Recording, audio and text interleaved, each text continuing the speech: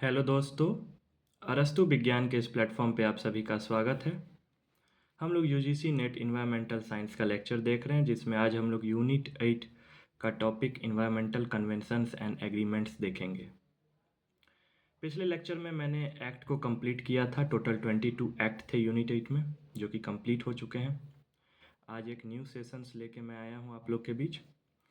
आज हम लोग कॉन्फ्रेंस के बारे में देखेंगे। जो सबसे पहला कॉन्फ्रेंस हुआ था, स्टॉकहोम कॉन्फ्रेंस जिसे कहा जाता है, जो ह्यूमन इन्वायरमेंट के ऊपर था।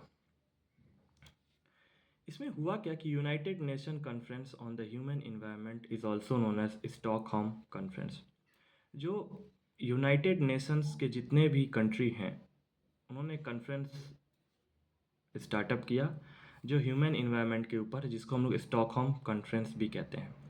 ये कॉन्फ्रेंस हुआ था स्वीडन में 5 से 16 जून के बीच में हुआ था, जिसे 1972 में देखा गया था।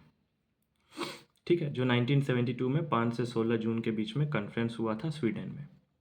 It was the UN first major conference on international environmental issues. ये यूनाइटेड नेशन का पहला कॉन्फ्रेंस था जो पूरे इंटरनेशनल लेवल पे इन्वायरमेंटल इशू को लेके आए थे। अब इसके अंतर्गत क्या क्या हुआ था देखते हैं। कॉन्फ्रेंस टुक प्लेस विथ, ये जो कॉन्फ्रेंस हुआ था जिसमें 113 स्टेट्स पार्टिसिपेट लिए थे, 400 एनजीओज पार्टिसिपेट लिए थे, non governmental organisation 1500 journalist participate लिए थे, 6000 पीपल्स और 19 इंटर गवर्नमेंटल एजेंसी। सोचिए कितना बड़ा कॉन्फ्रेंस था ये। This was first step toward sustainability revolution. जो हम लोग सस्टेनेबल डेवलपमेंट का बात करते हैं, ये पहला रिवॉल्यूशन हुआ था सस्टेनेबिलिटी को लेके, स्टॉकहोम कॉन्फ्रेंस। ठीक है, अब आगे जानते हैं कि इसमें क्या क्या थीम था। तो कॉन्फ्रेंस में आप अभी भी कई कॉन्फ्रेंस में जाइएगा तो कुछ ना कुछ थीम होते हैं जिस पे बात विचार किया जाता है। तो interdependence of human beings and the natural environment. Human beings हो या नेचुरल इन्वायरमेंट हो, उन्हें इंटरडिपेंडेंस होना पड़ेगा। दोनों को एक दूसरे के बीच में डिपेंडेंसी दिखानी पड़ेगी। ठीक है, बिना नेचर के हम लोग जी नहीं सकते। Needs for a global vision and common principle, हम लोग को भविष्य के बारे में सोचना पड़ेगा, पूरे इंटरनेशनल लेवल पे सोचना पड़ेगा, और सबका एक ही रूल होगा, एक ही प्रिंसिपल्स होगा। लिंक रहेगा किसके बीच में? सोशल इकोनॉमिक डेवलपमेंटल के बीच में एंड इन्वायरमेंटल प्रोटेक्शन के बीच में। इन दोनों के बीच में लिंक रहेगी कि कैसे हम लोग सामाजिक आर्थिक डेवलपमेंट करें और इन्वायरमेंट को कैसे प्रोटेक्ट करें, जिसके लिए हम लोग को preservation and enrichment of human environment बचा के रखना पड़ेगा। कोई भी ह्यूमन इन्वायरमेंट को, यदि इन्वायरमेंट बचेगा तो ह्यूमन ऑफ कोर्स बचेगा। ये इसके थीम्स थे। अब इसके कुछ प्रिंसिपल्स थे जो हम लोग एक एक करके देखते हैं। ये मैंने बहुत ही इम्पोर्टेंट नोट्स आप लोग के बीच में लेके आया है, जो कि प्रिंसिपल्स है स्टॉकहोम कॉन्फ्रेंस के, जो पूरे इंटरनेशनल लेवल पे देखा जाता है। तो टोटल 26 प्रिंसिपल्स होते हैं स्टॉकहोम कॉन्फ्रेंस में। पहला है, human right must be asserted, apartheid and colonialism condemned. Humans का राइट है कि वो एक साथ रहे, ठीक है, नियम को पालन करे और कहीं भी नियम को ना तोड़े। Natural resource must be safe guarded, ठीक है, हमारे पास जितने भी रिसोर्स हैं जो नेचर द्वारा दिया गया है, उसको हम लोग को बचा के रखना है। The earth capacity to produce renewable resource must be maintain. Earth जो हमारे लिए रिन्यूएबल रिसोर्स पैदा करता है, उसे हम लोग को मेंटेन करके रखना चाहिए। ठीक है। Wild life must be safe guarded. वन्य प्राणी जो होते हैं, वन्य जीव जो होते हैं, उनको भी बचा के रखना है। Non renewable resource must be shared and not exhausted. ऐसे रिसोर्स जो नॉन रिन्यूएबल है, नॉन बायोडिग्रेडेबल है, ठीक है, उसको शेयर करें आप, लेकिन एग्जॉस्ट मत करें, जलाएं नहीं। इससे प्रदूषण फैलता है, पॉल्यूशन फैलता है। Pollution must not exceed the environment capacity to clean itself. Pollution को इतना ना फैलाएं कि एक समय के बाद उसको आप सफाई ना कर सकें। ठीक है, ऐसा हो कि वो सफाई हो सके। मस्ट नॉट एक्सीड, एक्सीड ना हो इन्वायरमेंट कैपेसिटी से, जो खुद से वो ना मिट पाए। Damaging oceanic population must be prevented. जो ओशियन में समुद्री इलाका में जो पॉल्यूशन है उसको रोका जाए जल्द से जल्द। Development is needed to improve the environment. विकसित करना बहुत ही ज़रूरी है इन्वायरमेंट को साफ़ सुथरा रखने के लिए। यदि इन्वायरमेंट को इम्प्रूव करेंगे तो हमारा देश डेवलपमेंट की ओर बढ़ेगा। Developing countries therefore need assistance. जो डेवलप की तरफ जा रहा है, जो अभी पूरा पूरी डेवलप नहीं हुआ है, उसे असिस्टेंस की ज़रूरत है, उसे देख रेख की ज़रूरत है। Developing country needs reasonable price for exports to carry out environment management.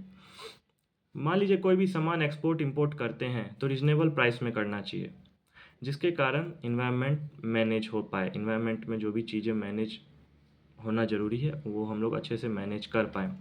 ये डेवलपिंग कंट्रीज़ के लिए लागू होता है। Environment policy must not hamper development. Environment में ऐसा पॉलिसी ना बनाए जो डेवलपमेंट को रोके या डेवलपमेंट को हानि पहुंचाए। ठीक है। Developing countries need money to develop environmental safeguard. जो कंट्री डेवलप की तरफ जा रही है उसे पैसे की ज़रूरत है, क्योंकि हम लोग जब पैसा नहीं रहेगा तो इन्वायरमेंट को कैसे बचाएंगे।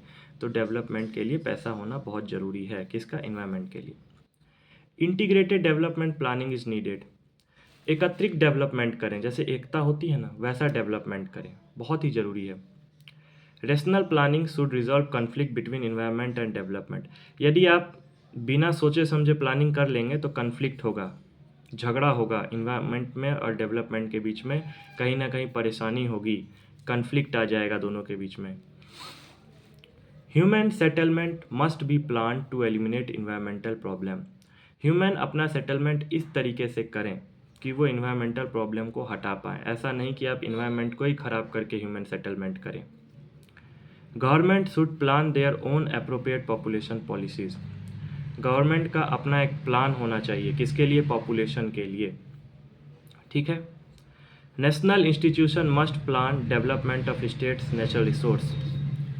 जो नेशनल इंस्टीट्यूशंस होते हैं, जैसे गवर्नमेंट का जो भी इंस्टीट्यूशन होता है, उसको अपने नेचुरल रिसोर्स के लिए कुछ ना कुछ प्लान करना चाहिए कि कैसे हम उसको डेवलप कर पाएँ। Science and technology must be use to improve the environment. यदि इन्वायरमेंट को हम लोग को इम्प्रूव करना है तो उसमें साइंस एंड टेक्नोलॉजी को भी अच्छे से बेहतर बनाना पड़ेगा। आइए आगे के प्रिंसिपल्स को हम लोग देखते हैं। Environmental education is essential. बहुत ही इम्पोर्टेंट पॉइंट। यदि इन्वायरमेंट को बचाना है तो एडुकेशन होना बहुत ज़रूरी है इन्वायरमेंट में। Environmental research must be protected particularly in developing countries. Environmental के लिए जो भी रिसर्च हो रहा है उसको बचा के रखना है। किस कंट्री में? मेनली जो कंट्री डेवलप की तरफ जा रहा है उसे हम लोग डेवलपिंग कंट्री कहते हैं। स्टेट्स में exploit their resource as they wish but must not endangered other. States कुछ रिसोर्स को एक्सप्लॉइट कर सकता है, उसे यूज़ कर सकता है, उसे ख़त्म कर सकता है, लेकिन उससे किसी दूसरे को हानि ना हो। Compensation is due to states thus endangered. यदि ऐसा वो करता है, यदि किसी को हानि पहुंचाता है तो उसे कंपेंसेशन देना पड़ेगा। मान लीजिए किसी इंडस्ट्री द्वारा इन्वायरमेंट में कुछ हानि हुआ और ह्यूमन सेटलमेंट में कहीं हानि हुआ तो उस इंडस्ट्री को उसकी कंपेंसेशन देना पड़ेगा, कुछ पैसे देने पड़ेंगे। Each nation must establish its own standard. हर नेशन का एक कर्तव्य है कि वो अपना स्टैंडर्ड सेट करके रखे, वो गिरे नहीं, पुअर स्टैंडर्ड में ना जाए। There must be cooperation on international issues. International level पे सबको कोऑपरेशन करना पड़ेगा। जैसे आज India, China, Japan, Europe, Russia, इन सब में कोऑपरेशन है। International organisation should help to improve the environment. जो इंटरनेशनल लेवल के ऑर्गेनाइजेशन जैसे आज के समय में WHO होते हैं, वो इम्प्रूव करते हैं इन्वायरमेंट को एक साथ रखने के लिए, हेल्प करते हैं उसमें। Weapons of mass destruction must be eliminated. ऐसे औजारों का यूज़ ना करें जो इन्वायरमेंट को क्षति पहुंचाए। तो आप देख रहे हैं मैंने आपको 26 नंबर 26 प्रिंसिपल्स को पूरे डिटेल में बताया। स्टॉकहोम कॉन्फ्रेंस में इसी 26 प्रिंसिपल पे डिटेल में बात किया गया था। मैं आपको एक इम्पॉर्टेंट पॉइंट्स बताया हूँ, ठीक है। और ये सबसे पहला कॉन्फ्रेंस हुआ था जो 5 से 16 जून को 1972 में स्वीडन में किया गया था। अब कुछ बचे हुए पॉइंट्स मैं आपको बताता हूँ कि इस कॉन्फ्रेंस का सिग्निफिकेंस क्या था। सिग्निफिकेंस बहुत important point, conceptualisation of international environmental organisation.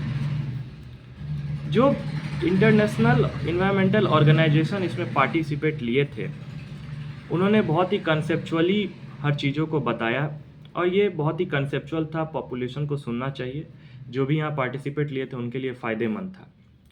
The declaration provided inspiration. ये जो 26 प्रिंसिपल या कुछ डिक्लेरेशन आए थे वो इंस्पिरेशन दे रहे थे कि हाँ, क्रिएट कर रहे थे public awareness of concern in over environmental issues internationally. हाँ, यदि हम ऐसा करेंगे तो हमारा इन्वायरमेंट बचेगा, तो इसीलिए हमको इसको इंटरनेशनल लेवल पे लेके जाना चाहिए। Creation of UNEP was the landmark achievement of the Stockholm conference. अब स्टॉकहोम कॉन्फ्रेंस का सबसे बड़ा अचीवमेंट क्या था? एक यूनेप का स्टार्टअप हुआ था, यूनाइटेड नेशन इन्वायरमेंटल प्रोग्राम का स्टार्टअप हुआ था। इसको हम लोग आगे देखेंगे नेक्स्ट लेक्चर में, ठीक है। अब इसके अंतर्गत बहुत सारी चीज़ें आती हैं, ठीक है। Declaration is generally regarded as the foundation of modern environmental law, international environmental law. जो भी डिक्लेरेशन हुआ, इससे फाउंडेशन बना कि फ्यूचर में आप कोई भी लॉ संशोधित कर सकते हैं, कोई भी लॉ बना सकते हैं। पहले कुछ प्रिंसिपल्स तो आने चाहिए। जैसे संविधान में क्या होता है, कुछ आर्टिकल आए, फिर आर्टिकल सही है या गलत है, उसको संशोधित करने के लिए लॉ बनाया गया, ठीक उसी प्रकार Stockholm declarations provided specific for future governmental and inter governmental action. ये जो स्टॉकहोम में जो 26 प्रिंसिपल डिक्लेयर किए गए या और भी कुछ बातें बताई गई, वो फ्यूचर गवर्नमेंटल के लिए स्पेसिफिक था, चाहे वो इंटर गवर्नमेंटल हो, दोनों को एक्शन लेना पड़ेगा, ठीक है। अब ये तो इसके सिग्निफिकेंस हो गए स्टॉकहोम कॉन्फ्रेंस के, ठीक है, ठीक। तो आज के लेक्चर में हम लोगों ने इन्वायरमेंटल कन्वेंशन एंड एग्रीमेंट को स्टार्टअप किया, जिसमें स्टॉकहोम कॉन्फ्रेंस के बारे में देखा, ठीक है। ये आपके एग्ज़ाम के पॉइंट ऑफ व्यू से बहुत ही इम्पॉर्टेंट है, और एक इम्पॉर्टेंट नोट्स मैं आप लोग के बीच में रख रहा हूँ, ठीक है, जिसमें 26 प्रिंसिपल्स हैं।